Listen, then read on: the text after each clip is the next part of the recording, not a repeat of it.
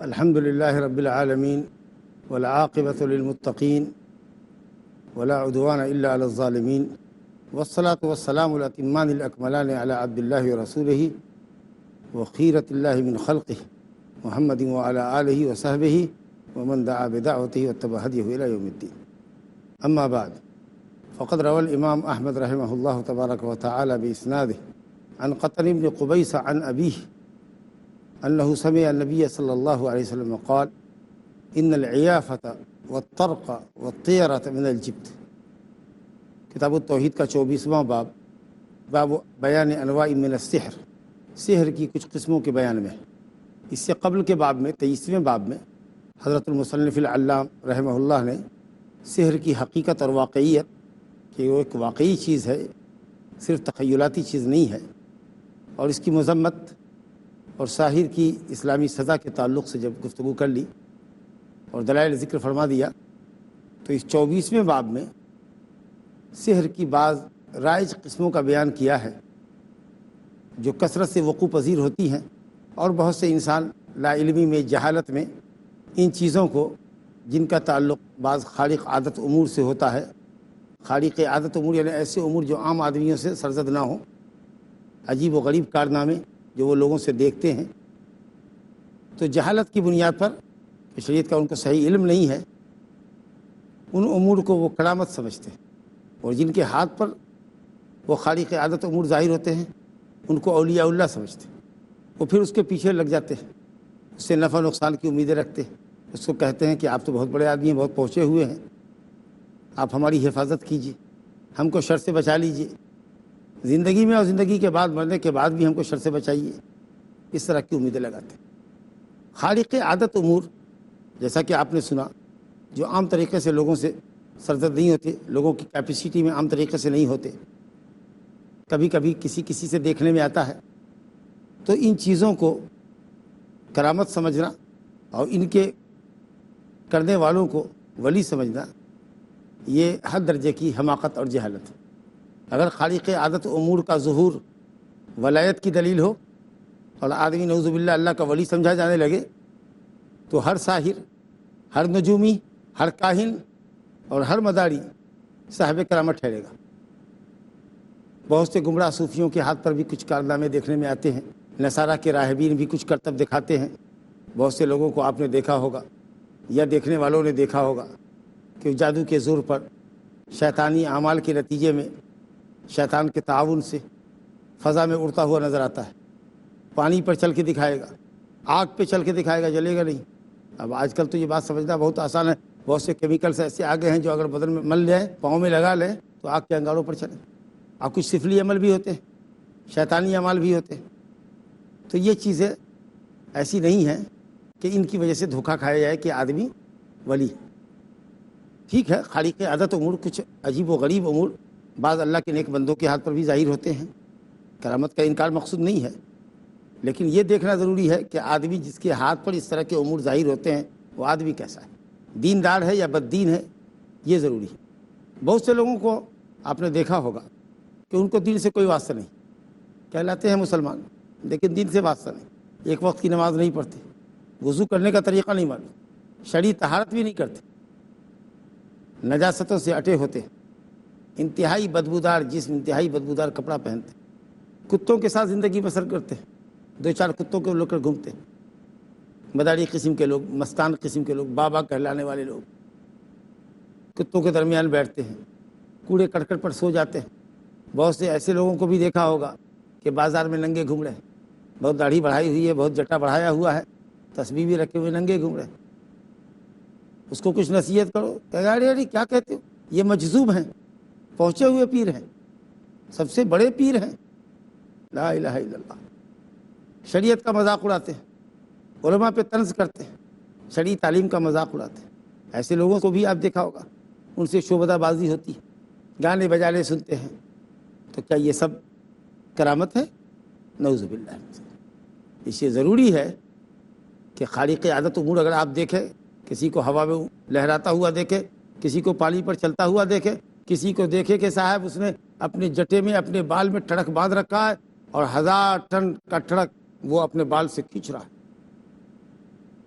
کتنا بھی طاقتور آدمی وہ نہیں کر سکتا، ضرور وہ جادوگر ہے، ضرور اس نے آپ کی نظر بندی کی ہوئی ہے، یا اس کے ساتھ شیطان ہے جو اس طرح کی حرکتیں کر رہا ہے، سفلی اعمال ہے، شیطانی حرکات ہیں، تو دھوکے میں نہیں پڑنا چاہیے۔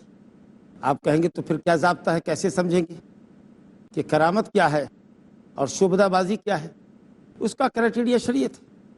جس آدمی کے ہاتھ پر وہ کارنامہ ظاہر ہو رہا ہے، دیکھیے کہ وہ دیندار ہے کہ نہیں، یا بد دین ہے، مشرک ہے کہ مومن موحد ہے۔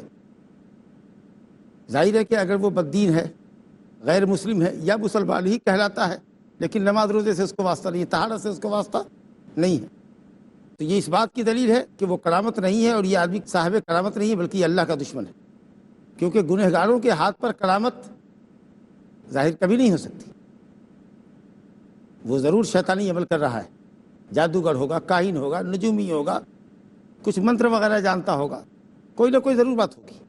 وہ بہرحال اللہ کا ولی نہیں ہو سکتا، کیونکہ دین پر نہیں، شریعت پر نہیں۔ بلکہ آپ یہ سمجھ لیجئے کہ جو جس قدر کتاب و سنت سے دور ہو، جو جس قدر دین سے دور ہو، شیطان اس کا اتنا اچھا ساتھی بنتا ہے، اور اس کو ہنر سکھاتا ہے، کرتب سکھاتا ہے، اور شیطان اس کے جسم پر ناچتا ہے۔ دیکھے گا کہ وہ ناچ رہا ہے شیطان، لوگوں کو گمراہ کر رہا ہے۔ شیطان لوگوں کو یہاں تک سکھاتا ہے اللہ رسول کو گالی دو، تب ہم تمہاری بات مانیں گے، تب ہم تمہارے اندر طاقت دیں گے۔ اور لوگ چند پیسوں کی خاطر دین بیچنے والے، دین سے کھیلنے والے بددین مداڑی آپ کو بہت مل جائیں گے اس طرح۔ اللہ کا ولی کون ہے؟ اللہ نے اس کی خود وضاحت کر دی، الا ان اولیاء اللہ لا خوف علیہم ولا هم يحزنون الذين آمنوا وكانوا يتقون۔ سورہ یونس آیت نمبر 62-63 میں اللہ فرماتا ہے کہ اللہ کے اولیاء کو کوئی خوف، کوئی حزن و ملال نہیں ہے۔ کون ہے اللہ کا ولی؟ جو اللہ پر ایمان لاتا ہے، اللہ کے احکام پر عمل کرتا ہے۔ جو مومن ہے، جو متقی ہیں، وہ اللہ کے اولیاء ہیں۔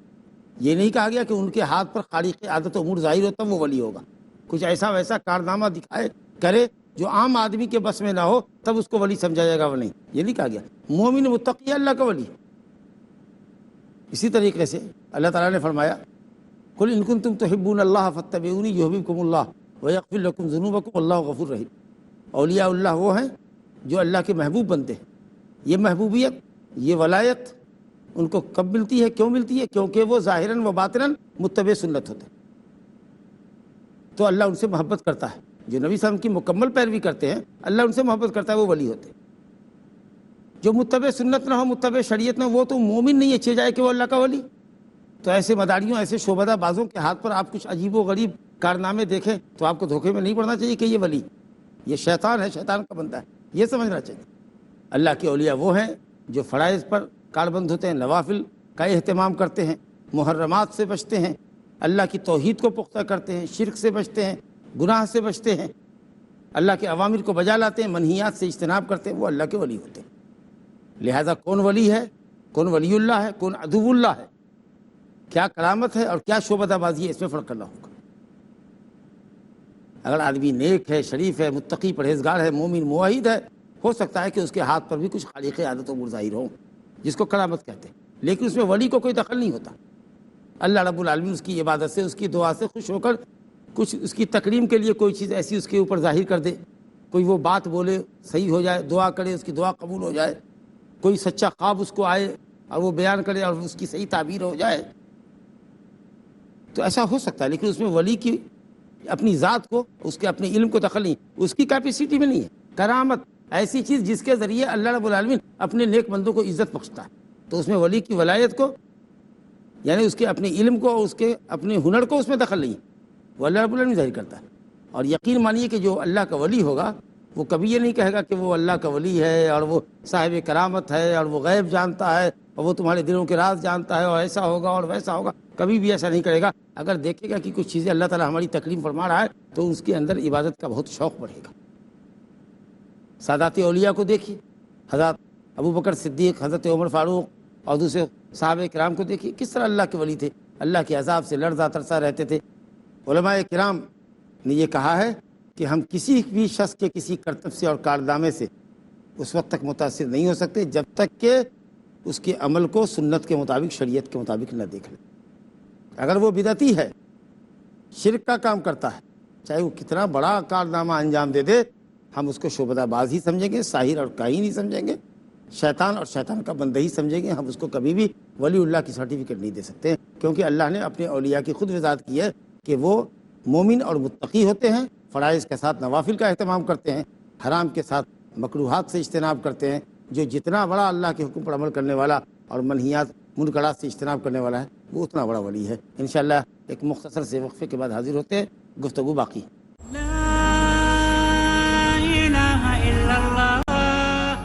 السلام علیکم ورحمۃ اللہ وبرکاتہ۔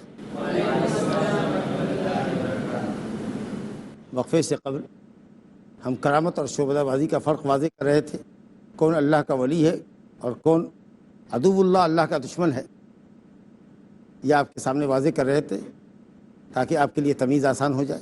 شریعت ضابطہ ہے، شریعت کے مطابق جو عمل کرتا ہے مومن متقی ہے، وہ اللہ کا ولی ہے۔ جو اس کے برخلاف ہے وہ اللہ کا دشمن ہے۔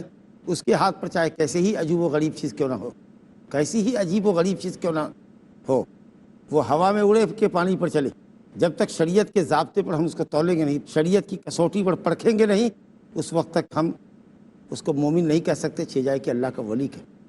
اولیاء اللہ، علماء کرام نے یہ کہا ہے کہ ہم کسی بھی شخص کے کسی کرتب سے اور کارنامے سے اس وقت تک متاثر نہیں ہو سکتے جب تک کہ اس کے عمل کو سنت کے مطابق، شریعت کے مطابق نہ دیکھ لیں۔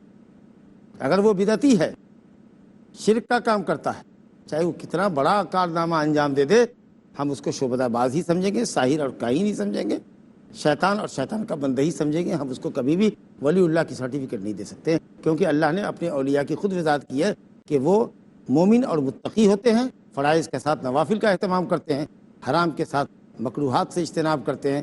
جو جتنا بڑا اللہ کے حکم پر عمل کرنے والا اور منہیات منکرات سے اجتناب کرنے والا ہے، وہ اتنا بڑا ولی ہے۔ اسی لیے یہ گفتگو ضروری تھی کہ آپ ولی میں اور غیر ولی میں فرق کر سکیں، یا اولیاء اللہ کون ہے اور اولیاء الشیاطین کون ہیں، ان کے درمیان تمیز کر سکیں، اور خالق عادت امور جہاں کہیں دیکھیں عجوبہ چیزیں آپ کو دکھیں تو آپ ان سے دھوکہ نہ کھائیں۔ شیخ الاسلام ابن تیمیہ رحمۃ اللہ علیہ کی بڑی معرکۃ الاعلیٰ مشہور کتاب ہے الفرقان بین اولیاء الرحمن و اولیاء الشیطان، اولیاء الرحمن اور اولیاء الشیطان کے درمیان فوارق، کہ اللہ کا نیک بندہ کون ہے اور شیطان کا کون بندہ ہے۔ یہ کتاب بڑی زبردست ہے، اہم ہے اس موضوع کے اوپر۔ بہرحال کچھ خالق عادت امور شیاطین کے ذریعے ظاہر ہوتے ہیں، جادوگروں کے ذریعے ظاہر ہوتے ہیں، آدمی اس سے دھوکہ کھا جاتا ہے، اس لیے یہ تمہید آپ کے سامنے رکھی گئی۔ اب ہم اصل موضوع کی طرف آتے ہیں کہ بعض سحر کی قسموں کا مؤلف نے بیان کیا ہے۔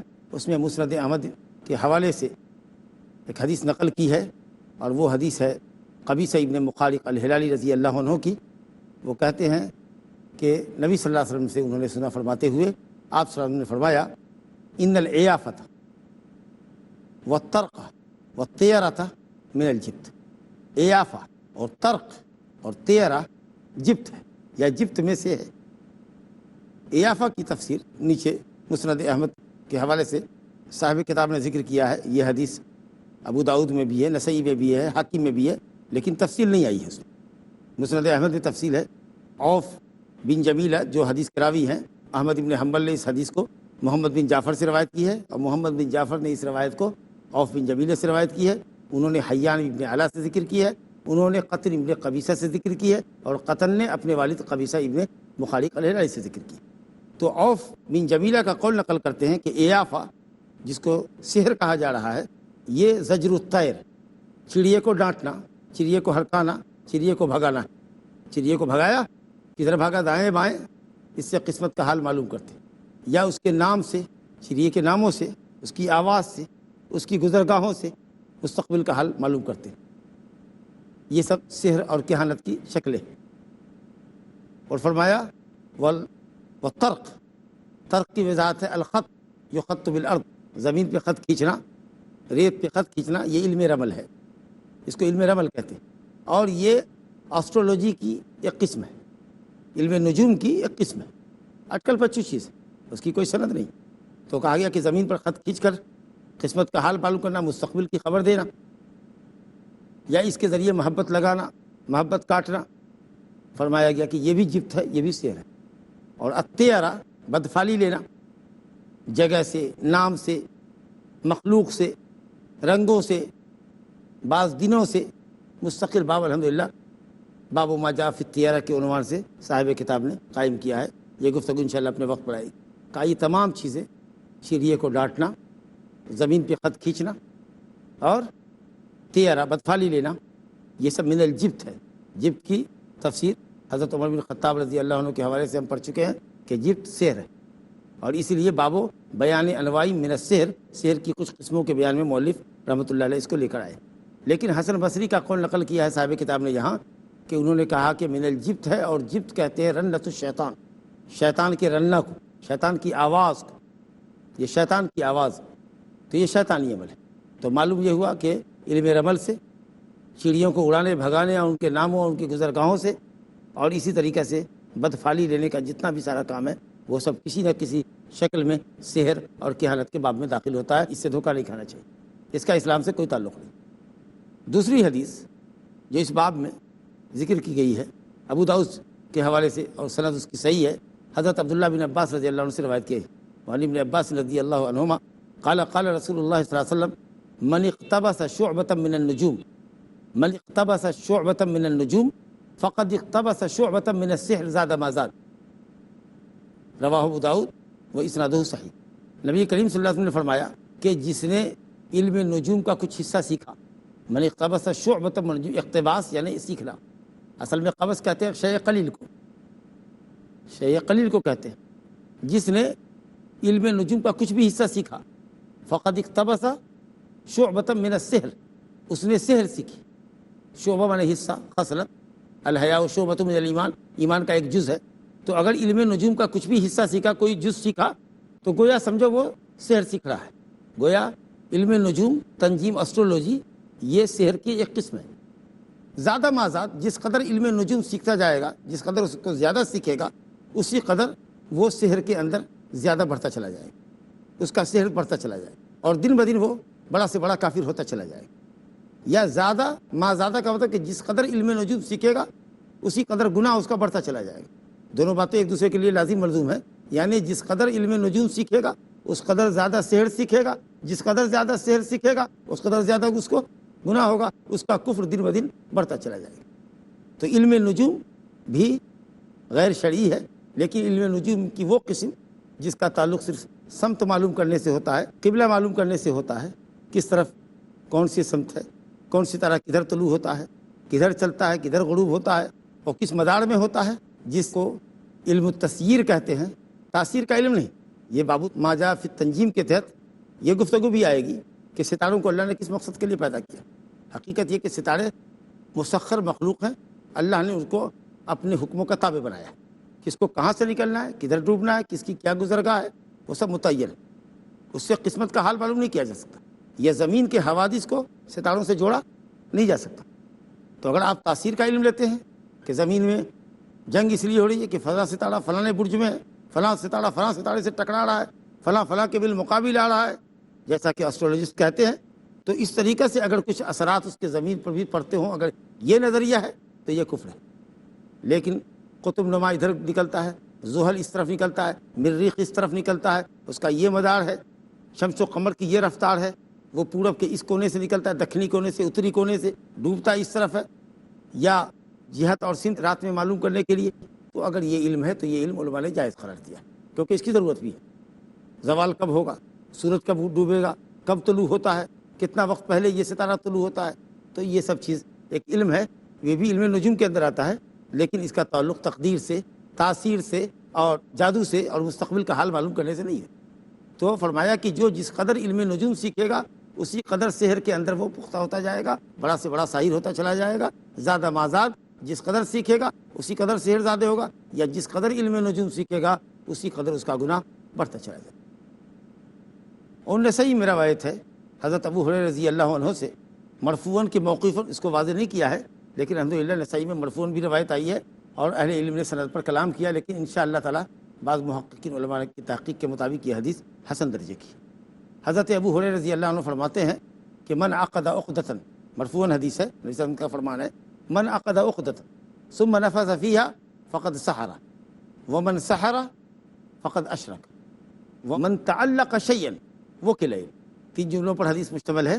فرمایا کہ جس نے گرہ لگائی اس پہ پھونک مارا تو اس نے سحر کیا، یعنی ساحر جب سحر کرتا ہے تو دھاگے پر گرہ لگاتا ہے، اور ہر گرہ پر باطل رقیہ، شیطانی رقیہ کرتا ہے، کلام باطل، اس کا نفس خبیث، کیونکہ سحر کرتا ہے جب وہ جلتا ہے، حسد کرتا ہے، یا کوئی حاسد کسی جادوگر کو پیسے ویسے دے کر جادو کراتا ہے، تو روح خبیث، منتر خبیث، رقیہ خبیث، اور پھر پھونک مارتا ہے، اس میں تھوک نکلتی ہے، وہ تھوک خبیث، اور شیطان سے مدد لیتا ہے، ارواح خبیثہ سے مدد لیتا ہے۔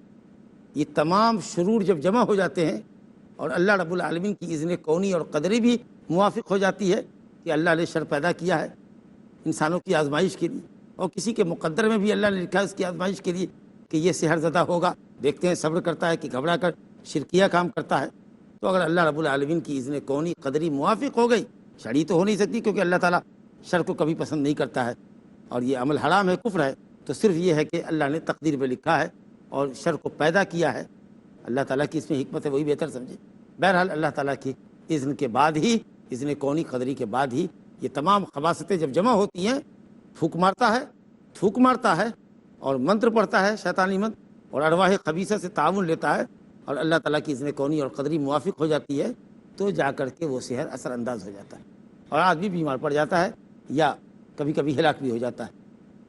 تو حضرت ابو ہریرہ رضی اللہ عنہ کی حدیث میں ہے کہ جس نے گرہ لگائی اور اس نے اس کے اوپر منتر پڑھا اور پھونک ماری، اس نے سحر کیا۔ ومن سحر فقد اشرک، اور جس نے سحر کیا اس نے شرک کیا، معلوم ہوا کہ ساحر مشرک ہے۔